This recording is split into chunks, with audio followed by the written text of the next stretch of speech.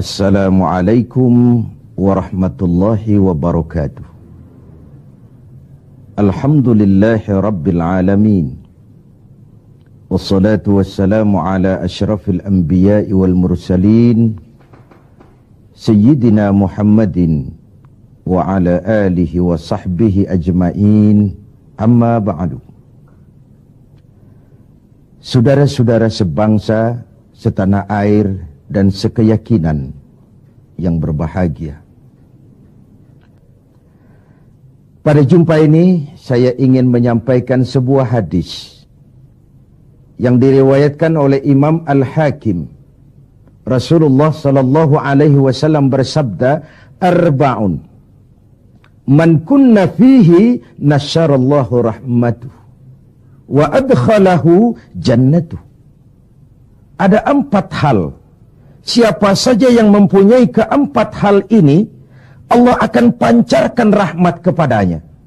Allah akan pancarkan kasih sayang kepadanya. Dan dimasukkannya orang itu ke dalam surga.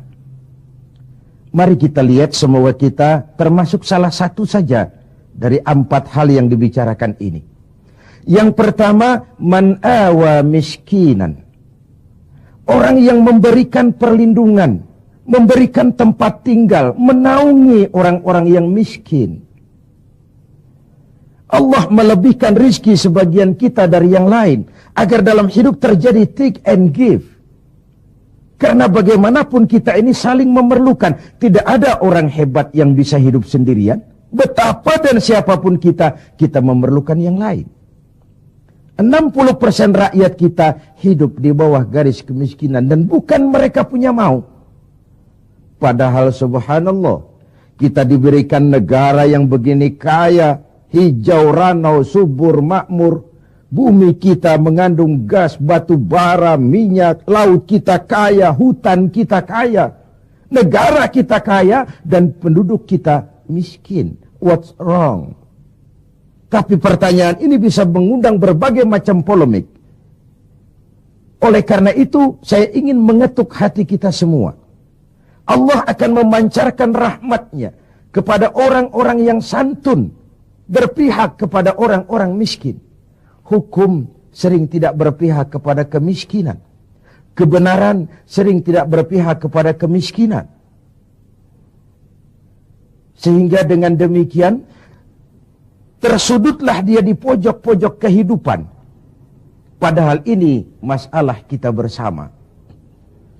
Sementara Rasul dengan tegas memperingatkan, wallahu fi aunil abdi madamal abdu fi auni akhi. Allah akan selalu menolong seorang hamba selama hamba itu masih mau menolong saudaranya.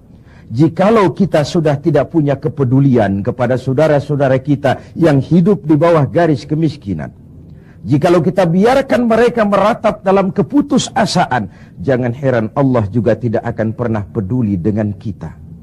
Sementara kemalangan apa yang lebih besar dalam hidup ini kalau Allah sudah tidak mau peduli dengan kita lagi. Rumah-rumah singgah tetap diperlukan. Pemandangan sehari-hari kita lihat anak-anak kita dalam usia sekolah terpaksa harus berjemur panas terik, terguyur hujan, tidur di tepi-tepi jalan oleh karena tekanan kehidupan.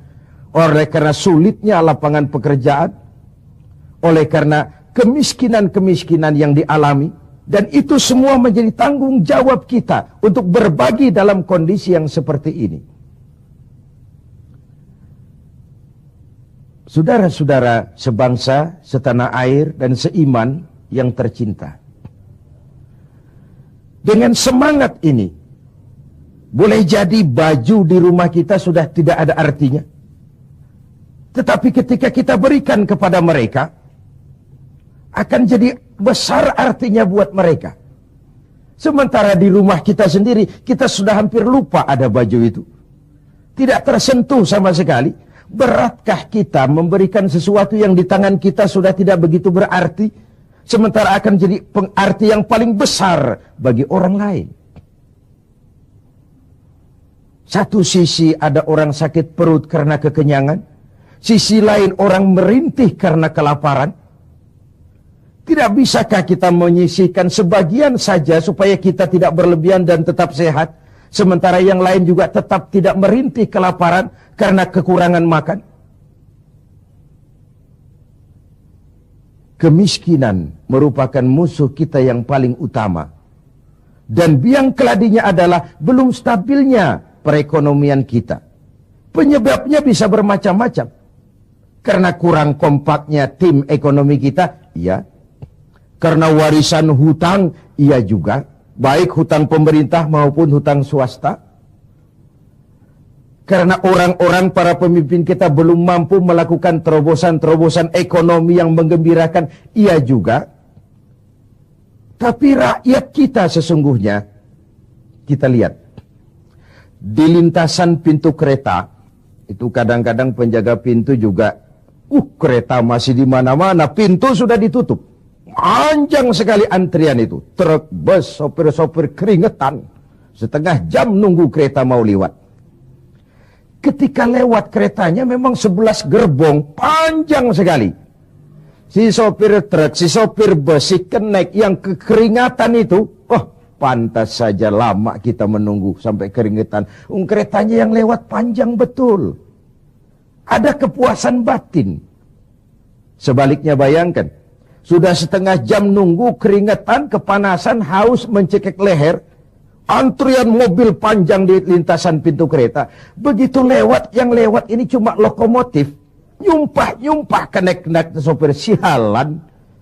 Dikira apa setengah jam kita nunggu, cuma begitu yang mau lewat. Ini artinya apa? Secara psikologis, rakyat kita ini mau menunggu. Rakyat kita ini mau berkorban.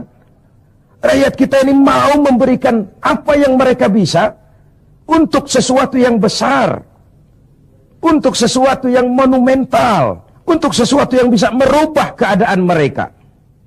Jangan biarkan rakyat kita menunggu dengan kecewa karena begitu lama menunggu, yang lewat cuma lokomotif, cuma kepala kereta yang lewat. Mereka merasa penantian setengah jam sia-sia, pengorbanan peras keringat, haus mencekik leher. Jadi konyol ketika yang lewat cuma sebuah lokomotif. Begitulah. Kadang kita masih terkontaminasi oleh pola lama. Sebagian dari pemimpin kita masih memandang bahwa jabatan itu fasilitas dan kekuasaan. Lebih celaka lagi bahwa jabatan adalah jalan pintas untuk menuju kaya. Merasa giliran. Kemarin kan giliran kamu, sekarang giliran saya. Sepanjang jabatan masih dianggap sebagai fasilitas dan kekuasaan, apalagi jalan pintas untuk menuju kaya, itu rampok. Negara sedang sakit, ini musim kerja bakti. Pesta sudah selesai, ini saatnya kita cuci piring. Kita, dalam artian seluruh komponen bangsa, ya birokratnya, ya teknokratnya, ya ekonomnya, ya agamawannya, ya politisinya, semua kita, ini merupakan tanggung jawab kita secara bersama-sama. Man awa miskinan, orang yang santun kepada orang-orang yang miskin, memberikan tempat bernaung, tempat tinggal, mendidik, memberikan kesempatan pendidikan kepada anak-anak mereka, sehingga anak-anak itu yang juga anak-anak kita punya hak menatap hari esok dengan pasti. Punya hak menggantungkan harapan dan cita-cita. Seperti juga anak-anak lain punya harapan dan punya cita-cita. Marilah kita semua menyadari, hidup ini sebuah putaran menunggu giliran. Dan jabatan adalah amanah. Sementara menyia-nyiakan amanah adalah khianat. Lebih jauh dari itu, agama mengajarkan apapun yang kita miliki dalam hidup ini sebuah titipan. Harta titipan, jabatan titipan, ilmu pengetahuan titipan. Kalau titipan harus disikapi dengan dua. Pertama, titipan harus dijaga baik-baik. Masa ada orang datang ke rumah saya, Pak, saya titip mobil sebentar. Oh, silakan. Saat mobil diambil, kacanya pecah, bempernya penyok, rebannya kempes, knalpotnya hilang, Marah yang punya. Saya cuma titip, kenapa tidak dijaga baik-baik? Begitulah Allah menitipkan jabatan kepada kita. Saat nanti diambil jabatan itu berlumur korupsi, berlumur kezoliman, tipu daya, trik, rekayasa. Tentu marah yang menitip ini. Kau harus bertanggung jawab. Ini kan titipan. Kenapa tidak dijaga baik-baik? Harta titipan. Malahan, kalau saudara diberikan ilmu, pertanyaan akhirat cuma satu. Ilmumu kau amalkan untuk apa? Diberikan kita usia yang panjang, pertanyaan akhirat juga cuma satu. Usiamu kau habiskan di mana? Tapi diberikan kita harta, pengadilan akhirat akan bertanya dua. Hartamu kau dapat dari mana, kau belanjakan kemana? Depan dan belakangnya ditanya, dari mana dan kemananya. Itu sebabnya Rasulullah berpesan, hasibu anfusakum qabla an tuhasabu. Hitung dirimu sebelum Allah yang menghitungnya. Dengan bahasa sekarang, kalau malam-malam ada baiknya kita putar film hidup kita ini. Sejak akil balik sampai sekarang, lihat adegan-adegan yang pernah kita lakukan. Oh, tanggal sekian, bulan tahun sekian, saya nyolong, saya korup. Tanggal sekian, bulan sekian, saya nempeleng orang tanpa alasan yang benar. Putar film itu. Apa target dari semuanya? Kalau ada adegan yang tidak pantas, sekarang ini kita masih bisa melakukan sensor. Taubat maksudnya, pemutihan. Ada suara yang kurang jelas, masih bisa dubbing. Ada alur cerita yang kurang utuh, masih bisa editing. Proses sensor, proses editing, proses dubbing masih dimungkinkan sekarang. Sekarang, di dunia ini. Kalau nanti di padang mahsyar, Allah yang memutar film kehidupan kita, tidak akan ada waktu lagi untuk sensor, dubbing, editing, yang ada tinggal pertanggungan jawab. Dan hari itu seperti sering kita baca dalam surah Yasin, al-yawma nakhtimu ala afwahihim wa tukallimuna aydihim wa tashhadu arjuluhum bima kanu yaksibun. Mulut mereka kami gembok, tangan mereka akan laporan, dan kaki mereka akan memberikan kesaksian terhadap apa saja yang telah mereka lakukan. Jabatan adalah titipan. Dia harus dijaga baik-baik. Yang kedua, kalau titipan tidak boleh membuat orang arogan, sombong. Dititipi, sekadar dititipi kok sombong. Apa alasannya? Orang titip mobil ke rumah saya, yang punya mobil pergi, saya petatang-peteteng, membangga-banggakan. Ini mobil hebat, ini mobil mutakhir, ini mobil canggih. Mobil orang titip. Begitulah kita. Ini jabatan, titipan. Kenapa harus sombong? Ini harta, titipan. Kenapa mesti sombong? Ini ilmu pengetahuan, titipan. Kenapa harus sombong? Titipan tidak perlu membuat kita jadi arogan. Bahkan kalau dia jabatan itu top, kata orang Belanda, Leiden is Louden. Memimpin adalah jalan menderita. Pemimpin adalah orang yang kesepian. Di dunia diikat dengan berbagai macam aturan, di akhirat akan dibuka perkaranya yang besar-besar. Kesepian karena pada dasarnya pemimpin mengorbankan privasinya, bahkan keluarganya. Seorang presiden, seorang wakil presiden tidak punya anak, tidak punya ibu, tidak punya bapak, tidak punya paman. Yang punya paman itu pribadinya. Kalau presiden punya anak, lalu anak-anaknya jadi warga negara kelas 1, ikut-ikut ngurus negara, kan ini penyakit kita. Biarkan pemimpin sebagai pemimpin. Karena memimpin adalah jalan menderita. Dan pemimpin pada umumnya orang-orang yang kesepian. Ini musim kerja bakti. Hanya dengan semangat kebersamaan, ke atas saya mengingatkan, ke bawah saya mengimbau. Mari kita berbagi rasa dengan saudara-saudara kita yang hidup di bawah garis kemiskinan. Karena bukan saja ini tanggung jawab nasional, tapi juga tanggung jawab keagamaan. Seorang muslim baru sempurna imannya jikalau dia merasakan apa yang dirasakan oleh tetangga sebelahnya. Bahkan tidak sempurna iman kamu jikalau kau tidur dalam perut kenyang sementara tetanggamu merintih kelaparan. Belum sempurna imanmu. Begitu kepekaan Islam sampai iman dijadikan taruhan terhadap perbaikan nasib orang-orang miskin. Bukan sekadar sebuah slogan, bukan sekadar sebuah simbol, tapi sebuah realita kehidupan beragama. Tangan di atas lebih baik daripada tangan di bawah. Orang mukmin yang kuat lebih disukai Allah ketimbang orang mukmin yang lemah. Lemah ekonominya, lemah pendidikannya, lemah jaringan sosialnya, lemah kebudayaannya. Orang mukmin yang kuat lebih disukai Allah daripada orang-orang mukmin yang lemah. So, kalau kita dalam posisi itu, sekaranglah waktunya untuk berbuat. Jangan biarkan saudara-saudara kita merintih kelaparan. Anak-anak dalam usia sekolah terpaksa keleleran di jalan. Atau terpaksa harus kerja di bawah usia. Memang kadang kita berhadapan dengan siklus lingkaran setan. Pendapatan rendah, kenapa? Karena kemampuan rendah. Kemampuan rendah, kenapa? Karena pendidikan rendah. Pendidikan rendah, kenapa? Karena kurang gizi. Kurang gizi, kenapa? Karena biaya hidup tinggi.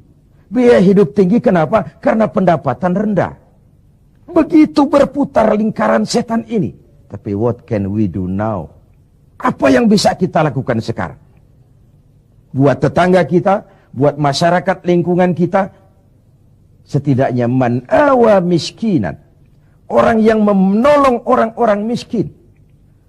Memberikan tempat tinggal.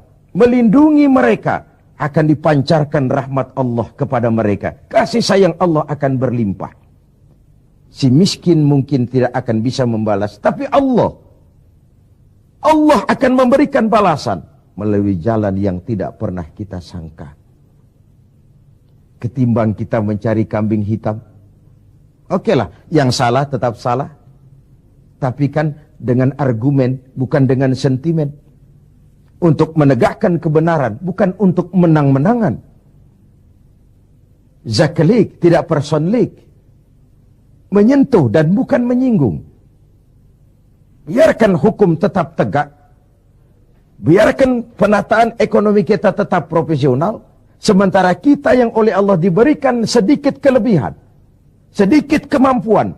Mari kita berbagi. Untuk mengatasi persoalan bangsa yang memang berat ini. Ini yang pertama. Yang kedua, orang yang akan dapat pancaran rahmat dari Allah itu warahimad dha'ifa. Orang yang punya sifat belas kasih kepada mereka yang lemah. Keberpihakan kepada orang-orang yang tidak berdaya.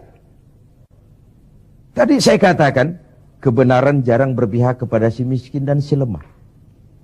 Hukum sering tidak berpihak kepada si miskin dan si lemah. Tengoklah sekarang. Kalau orang besar punya banyak uang, dapat masalah.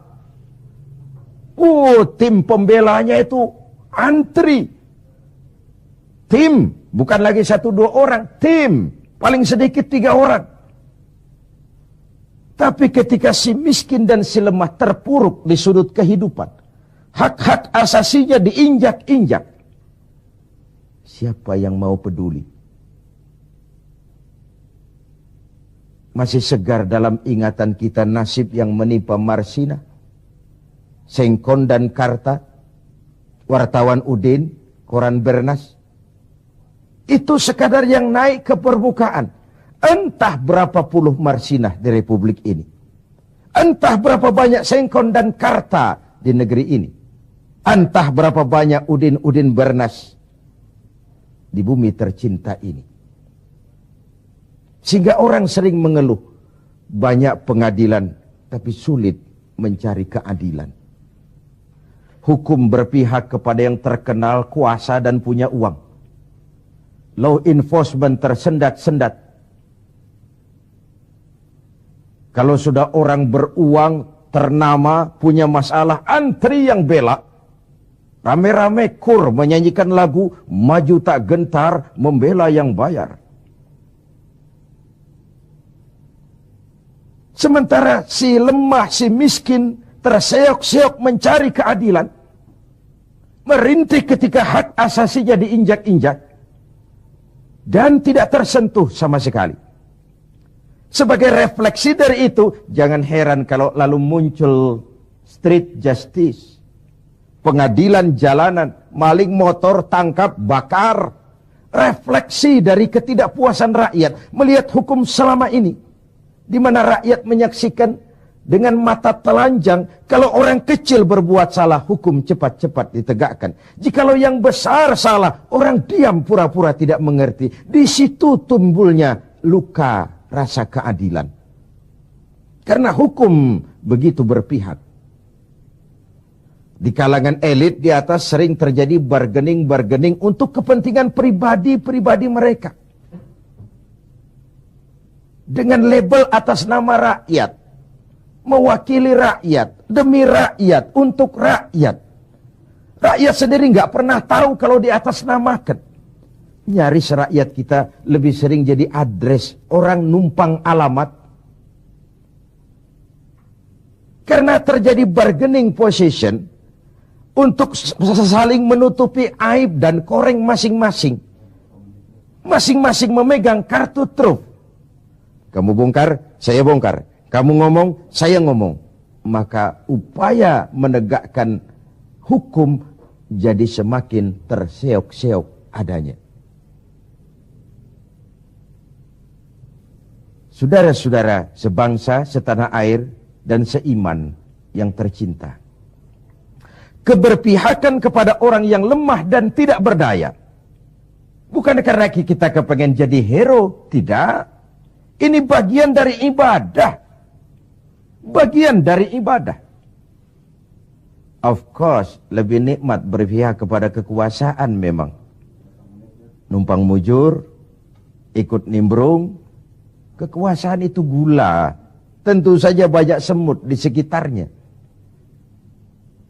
Harta juga manis. Banyak gula di sekelilingnya. Sampai-sampai ada pepatah Arab mengatakan, innad darahima fil amakini kulliha taksur rijala mahabatan wa jalala. Uang dan kekuasaan itu di mana-mana bikin gagah orang yang memilikinya. Bikin hebat orang yang menguasainya. Orang yang punya uang dengan yang tidak punya uang, janganlah gaya hidupnya, gaya jalannya saja lain.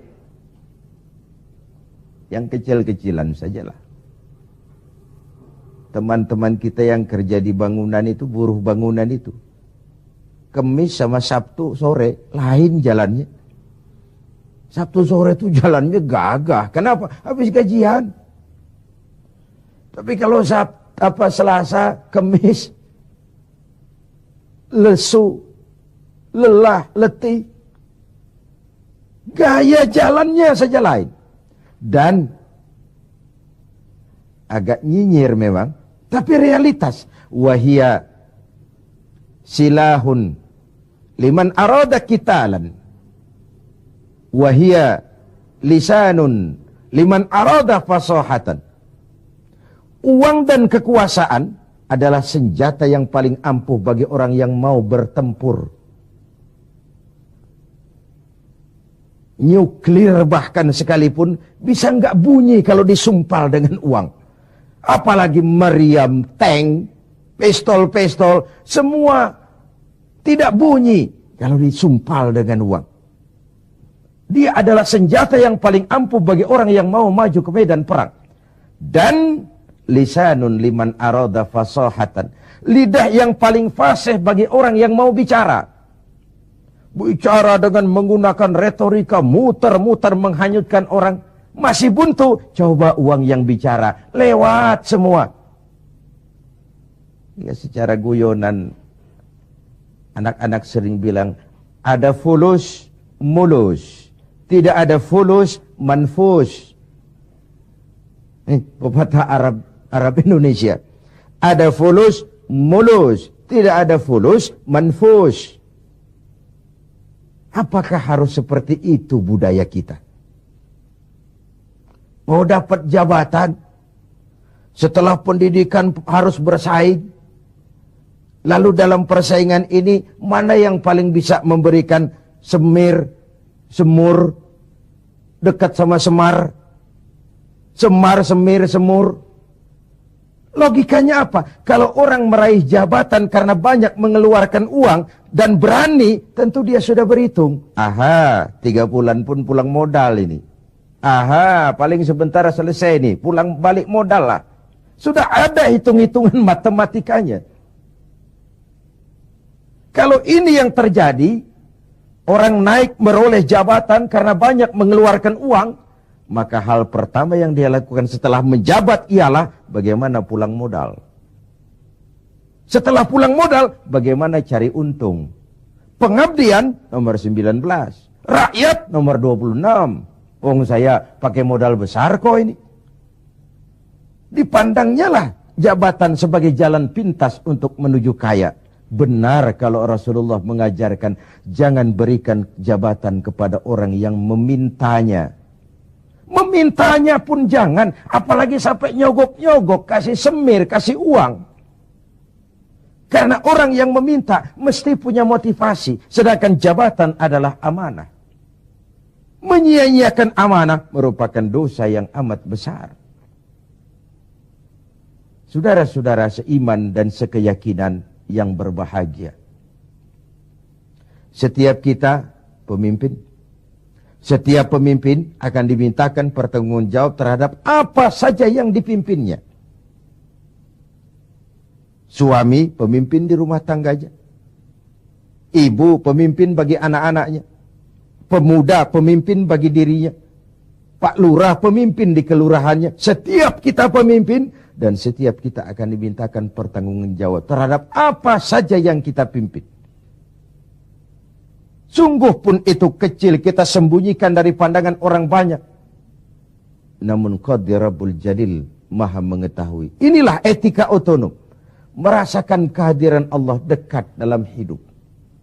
Ada sebuah karikatur. Seorang kiai punya murid santri 40 orang. Dari 40 orang ini ada 1 orang yang mendapat perhatian agak istimewa dari kiainya. Santri-santri yang lain protes. Kiai, kami ini semua kan santrinya kiai. Kami ngaji sama kiai. Kenapa yang 1 itu perhatiannya dilebihkan dari kami? Apa kekurangan kami? Senyum kiai kita ini. Lalu bilang, oke, kalau kau mau tahu besok pagi kumpul di sini jam 10. Esoknya jam 10 kumpul 40 santri ini, termasuk yang dapat perhatian istimewa tadi.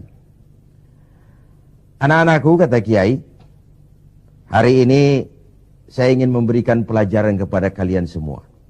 Masing-masing kalian aku berikan seekor anak ayam dan sebilah pisau. Bertebaranlah kalian dengan anak ayam seekor dan sebilah pisau ini. Cari tempat yang tidak ada yang lihat. Sembelih ayam itu di situ. Cari tempat yang tidak ada yang lihat. Sembelih ayam itu di situ. Anak ayam itu. Bertebaranlah santri ini. Mencari tempat yang dipesan kiai tadi. Cari tempat yang tidak ada yang lihat. Ada yang masuk ke dalam gua. Gelap, tengok kiri kanan, tidak ada orang. Potong anak ayamnya. Ada yang cari semak belukar. Noleh kiri kanan, tidak ada orang, potong. Ada yang naik ke gunung tinggi, ada yang ke tepian sungai, macam-macam. Alhasil, pada waktu yang ditentukan berkumpullah ke 40 santri ini. Bagaimana? Tanya Pak Kiai kita. Lapor Kiai, sudah kami sembelih semua. Sudah semua, sudah. Majulah santri yang 1 ini, yang dapat perhatian lebih ini. Saya, Kiai, kenapa? Saya tidak bisa menyembelih anak ayam yang Kiai berikan tadi. Kenapa? Kenapa tidak kau sembelih? Tadi waktu mau berangkat Kiai pesan, cari tempat yang tidak ada yang lihat, sembelih anak ayam itu di sana. Saya sudah berusaha Kiai. Saya pergi ke gunung yang tinggi, ke lembah yang curam, ke semak belukar, ke hutan belantara, ke dalam gua bahkan. Tetapi kemanapun saya pergi, dimanapun saya berada, Allah tetap melihat Kiai. Saya tidak bisa menyembelih ayam, anak ayam ini seperti pesan Kiai tadi. Kiai senyum, lalu menghadapi 39 santri yang lain. Nah, kau tahu kan kenapa dia lebih istimewa dari kalian semua? Dia punya etika otonom. Dia merasakan kehadiran Allah dekat dalam hidup. Tengoklah dalam upaya memberantas korupsi di negeri ini. Berapa banyak tim yang sudah kita bentuk. Berapa banyak operasi yang sudah kita lancarkan. Entah yang namanya operasi kilat, operasi Raja Wali, operasi Halilintar, operasi Gledek. Tim ini, tim itu, tim ini, tim itu. Ketika terbentur gunung, timnya bubar. Operasinya selesai. Sementara korupsi tetap berjalan. Mari kita kembali kepada nurani. Dalam kondisi negara kita terpuruk, ekonomi kita begini rupa, 60% rakyat kita hidup di bawah garis kemiskinan. Masih bisakah kita menyalahgunakan jabatan untuk kekayaan pribadi? Masih maukah kita memperkaya kelompok sendiri dengan menyia-nyiakan rakyat banyak? Masih tegakah kita bermain-main dengan hukum? Kita tahu sesuatu itu benar tapi terus kita injak. Kita tahu sesuatu itu salah tapi terus kita kerjakan. Kita tahu sesuatu itu benar tapi kita tidak berupaya membelanya. Benar kalau Rasulullah sallallahu alaihi wasallam pernah mengajarkan sebuah doa. Allahumma arinal haqqa haqqa warzuqna ittiba'ah wa arinal batila batilan warzuqna ijtinabah. Ya Allah, tunjukkan kepada kami bahwa yang benar itu adalah benar. Berikan kami kemampuan, kekuatan, kemauan untuk membela, mengikuti yang benar itu. Tunjukkan juga kepada kami bahwa yang salah itu salah. Berikan kami kekuatan, keberanian, kemampuan, kemauan untuk menjauhi yang salah itu. Ini artinya apa? Banyak orang tahu sesuatu itu benar, tapi dia tidak berdaya mengatakan itu benar. Dia tidak punya kekuatan untuk membela yang benar. Dia tidak punya kemauan untuk menyampaikan yang benar. Sebagaimana banyak juga orang tahu sesuatu itu salah, batil, zalim, tidak benar, inkonstitusional. Tapi dia tidak punya daya, kekuatan dan kemampuan untuk menghindari yang tidak benar itu. Yang terjadi kemudian di masyarakat adalah kerancuan. Bisa saja terjadi yang benar dianggap batil, yang batil menjadi hak. Yang halal dikatakan haram, yang haram menjadi halal, atau setidaknya disamarkan. Kerancuan nilai ini membuat masyarakat menjadi tidak menentu. Oleh sebab itu, keberpihakan kepada yang lemah seperti dianjurkan dalam hadis ini. Warahimat dhaif. Orang yang bersifat kasih sayang kepada orang-orang yang lemah. Selain ada pula versi hadis Nabi yang menyatakan, irhamu salasatan minan nas. Kasihanilah 3 macam manusia. Dikasihani. Siapa? Pertama, azizan zalla. Orang terhormat yang jatuh hina. Pejabat tinggi yang pensiun. Terkena post power syndrome. Itu kalau tidak kuat mentalnya, mengalami semacam frozen emotional attitude. Dan itu yang masih menghinggapi para birokrat kita sekarang. Dengar mau ada mutasi, gerasak gerusuk. Cari orang pinter, cari mbah.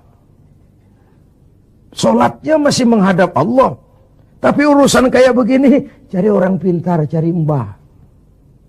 Jadi, iyyaka na'budu wa mbah nasta'in. Ini kan tidak konsisten, mukhtalid, mencampur aduk yang hak dengan yang batil. Akhirnya segala macam cara diusahakan. Dia merawat jabatannya bukan dengan prestasi kerja yang baik, bukan dengan kondite karena memang melaksanakan tugas dengan sebagaimana mestinya, tapi banyak melakukan nyenangi atasan, suap sana, semir sini, semur situ. Azizan zalla. Orang terhormat yang jatuh hina, terkena post power syndrome, tidak sadar hidup ini kok cuma nunggu giliran kan. Ada saat datang, ada waktu pergi. Ada hari lahir, ada saat kembali. Ada waktu dilantik, ada saat menyerahkan jawatan. Wa tilkal ayyamu nudawiluha bainan nas. Hari itu kami putar di antara manusia. Apa yang kekal? Yang tetap adalah perubahan. Perubahan itulah yang tetap itu. Ini yang pertama. Yang kedua, ghaniyan qad iftaqara. Orang kaya yang jatuh miskin. Ini kalau tidak kuat mentalnya, bisa gila. Hidup serba ada, sama dengan pejabat tinggi. Datang dihormati, kemana-mana dikawal, tiba-tiba pensiun, nongkrong di warung Tegal, nggak ada yang negor.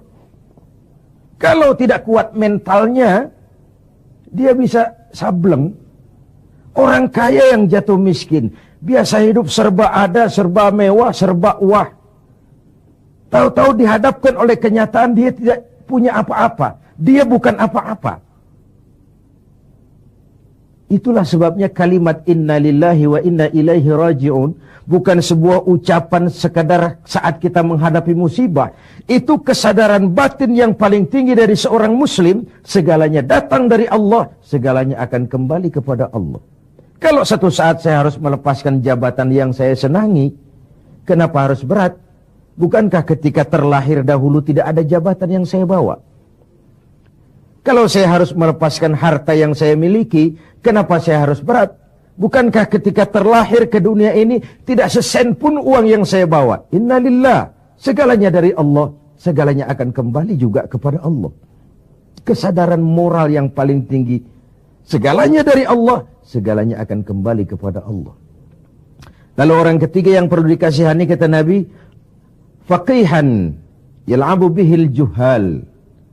Ahli fikih, ahli hukum, ngerti syariat, tapi dipermainkan oleh orang bodoh yang kebetulan punya uang dan kekuasaan. Dan uang serta kekuasaan itulah yang jadi sponsor. Tolong carikan dalil supaya ini kelihatannya halal. Paling tidak haram-haram dikit lah. Sibuklah si ahli fikih buka kitab, carikan dalil untuk menghalalkan yang haram itu. Tolong carikan alasan supaya ini boleh. Sibuk menurunkan kitab untuk memberikan legitimasi terhadap kebatilan. Orang ahli fikih yang dipermainkan oleh orang bodoh yang punya uang dan kekuasaan. Inilah realitas.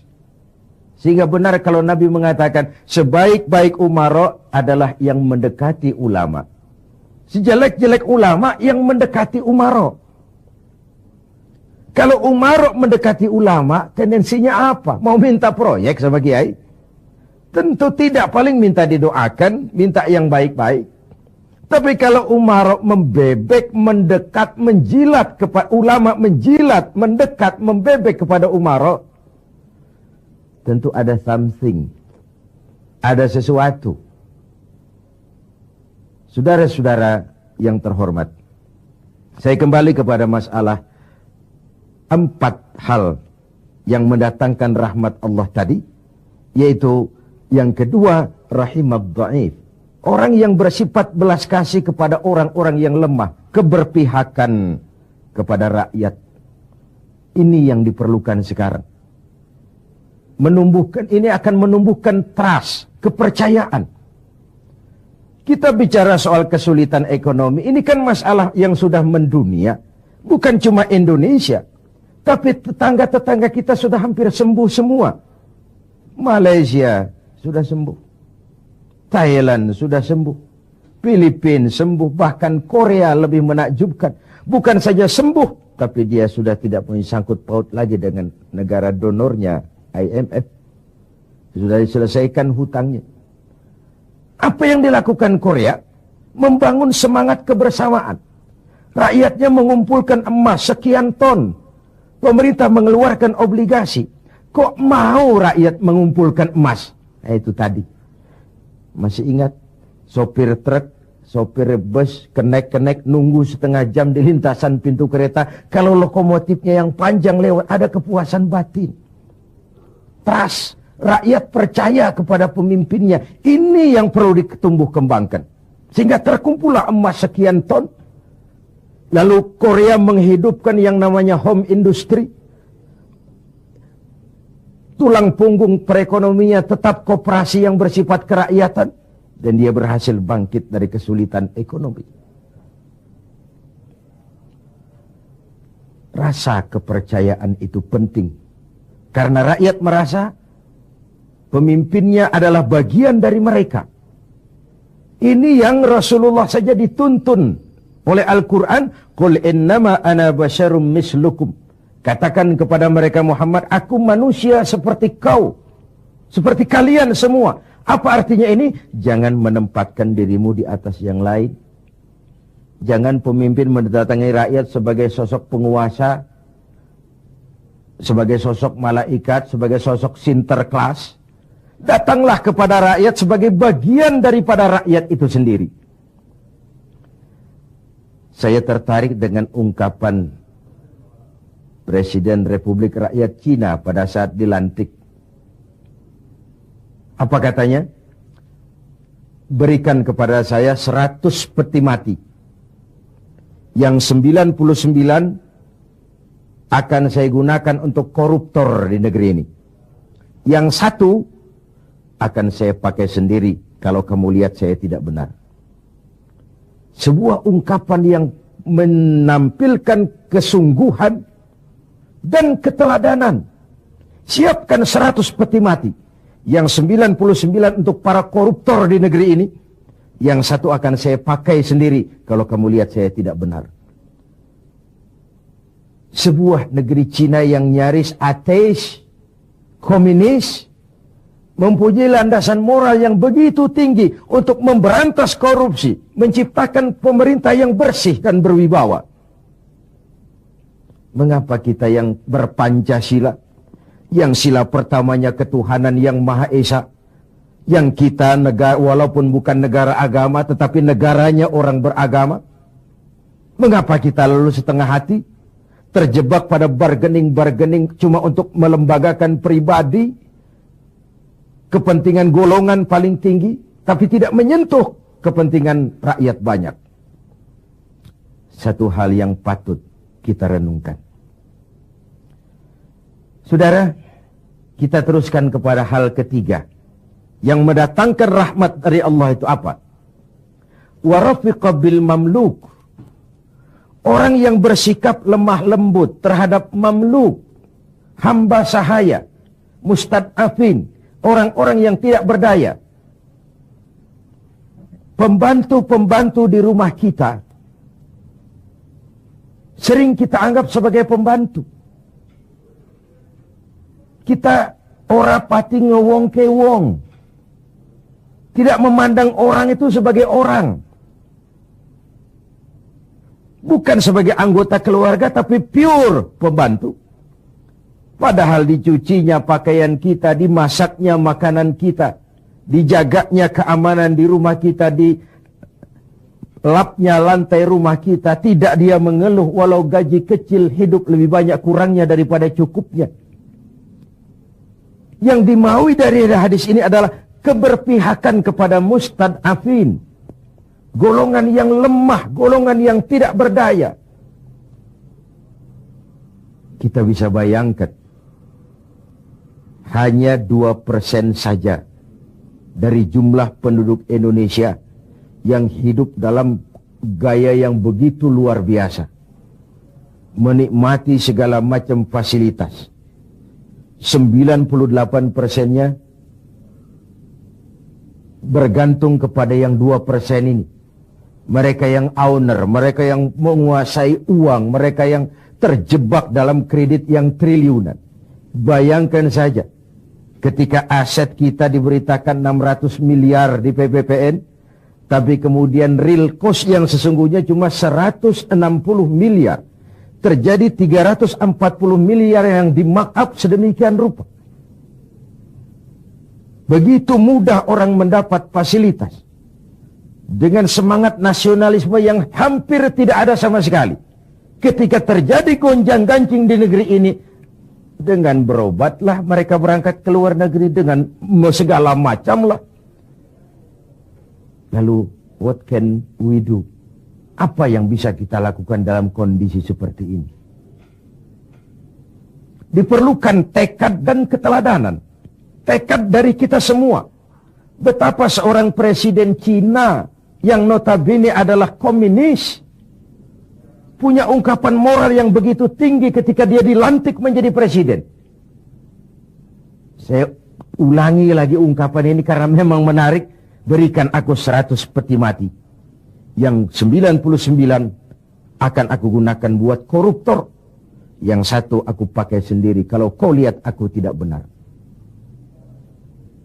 Ini kan senapas benar dengan pidato pelantikan Abu Bakar As-Siddiq, Umar ibn al-Khattab. Kalau kau lihat aku benar, bantulah aku. Kalau kau lihat aku salah, tegurlah aku. Abu Bakar dengan tawadunya mengatakan, Inni wullitu alaikum, walastu bi khairikum. Aku telah dipilih untuk memimpin kalian, padahal aku bukan orang yang terbaik di antara kalian. Kalau kau lihat aku benar, bantulah. Kalau kau lihat aku salah, tegur. Dan Sayyidina Umar dengan jujur juga menjawab, aku akan menegurmu dengan pedangku. Artinya apa? Jangan main-main dengan jabatan. Jangan main-main dengan jadi pemimpin. Sekedar kepengen dihormati, sekedar kepengen hidup dengan segala macam fasilitas yang serba wah, kemana-mana dikawal orang, dihormati, cuma sebatas itu. Lalu tidak punya konsep ke depan membawa rakyat keluar dari kesulitan. Saudara-saudara sebangsa, setanah air dan seiman yang berbahagia. Warafiqa bil mamluk. Orang yang bersikap lemah lembut kepada orang-orang yang dalam kekuasaan orang lain. Budak sahaya, para pembantu, tenaga-tenaga kerja level bawah. Kita bersyukur kalau kita ke Korea, kita ke Hong Kong, tenaga-tenaga kerja kita masih memasuki pasaran menengah. Tapi di beberapa negara lain, yang kita kirim tenaga kerja lapangan ke bawah, itu kan potret dari SDM kita. Yang saya katakan berbentuk lingkaran setan, siklus. Bagaimana kita berharap mendapat pendapatan yang tinggi kalau prestasi kerja kita rendah? Bagaimana prestasi kerja mau tinggi kalau dasar pendidikannya rendah? Bagaimana pendidikan mau tinggi kalau gizi, menu yang dimakan juga kalorinya rendah?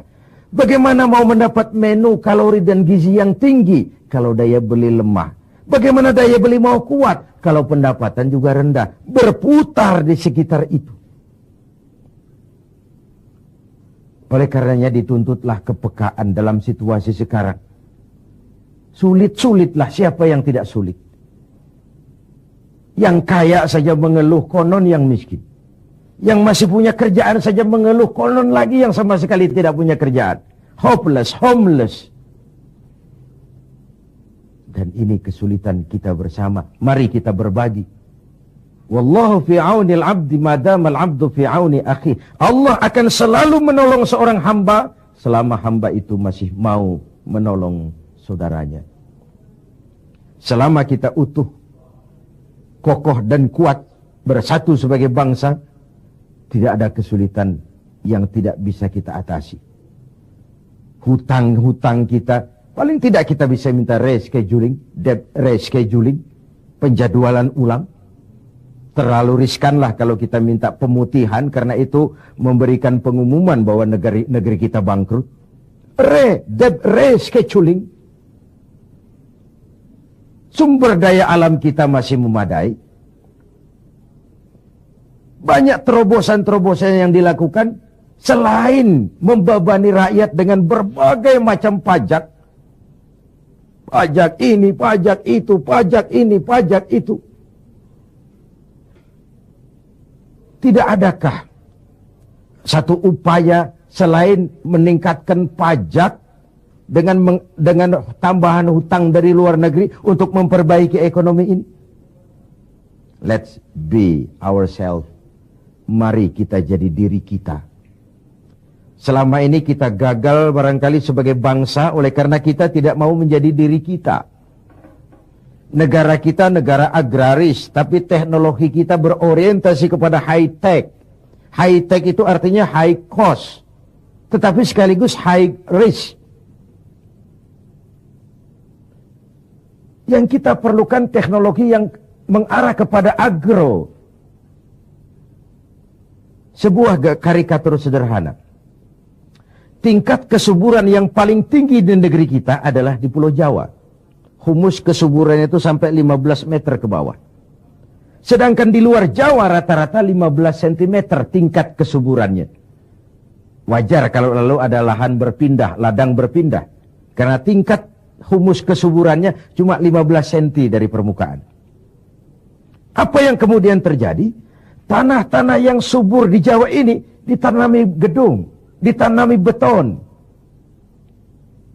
Untuk kepentingan high-tech. Lalu sawah kita buatlah di Kalimantan Tengah. Lahan 1 juta hektar. Tanahnya gambut. Proyek gagal total. Triliunan uang menguap. Entah yang di mark up, entah yang disalah alirkan. Habislah akhirnya uang setan dimakan jin. Let's be ourselves. Mari kita jadi diri kita. Sebab hanya orang yang tahu benar dirinya, dia akan bisa menempatkan diri. Tetapi pada saat kita sudah tidak tahu siapa kita, apalagi kita mau jadi orang lain, maka kita tidak akan pernah jadi apa-apa. Jangan di bawah bayang-bayang orang lain. Karena bagaimanapun negara donor mau memberikan bantuan karena kepentingan.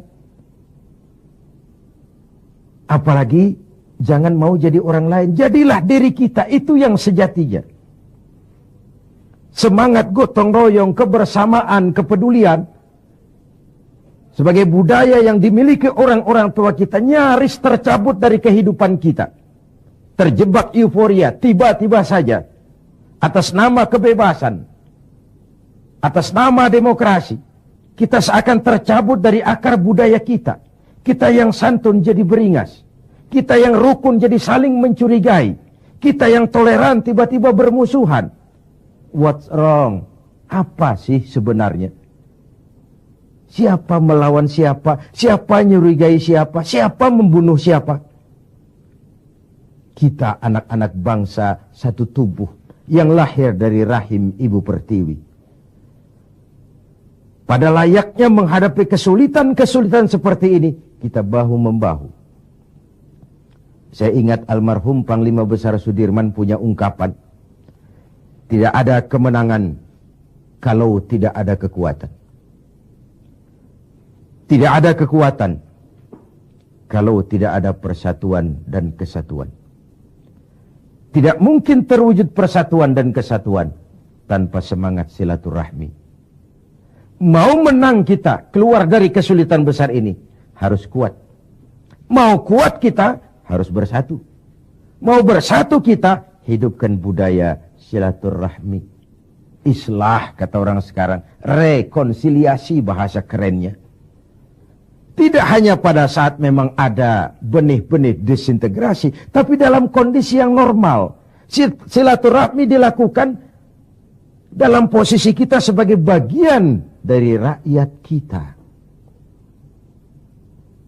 Rakyat memilih pemimpinnya bukan cuma untuk membuka, meresmikan, berkunjung, meresmikan, membuka, meresmikan, berkunjung.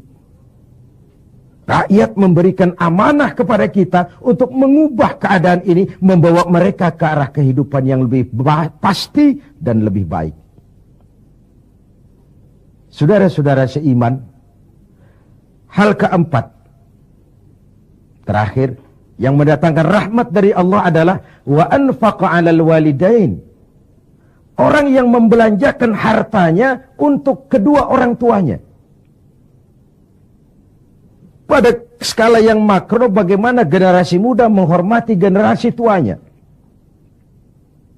Satu hal yang pasti, orang-orang tua kita pernah muda, dan kita belum pernah tua. Artinya apa?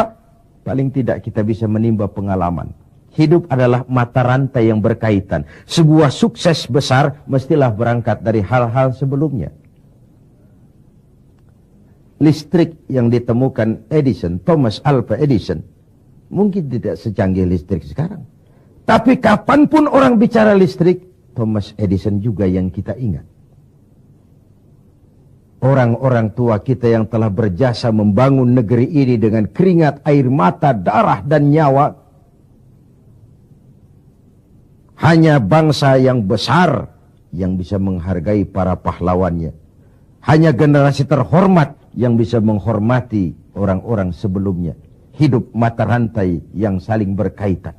Betapapun hebatnya kita sekarang, kita tetap merupakan produk dari masa lalu.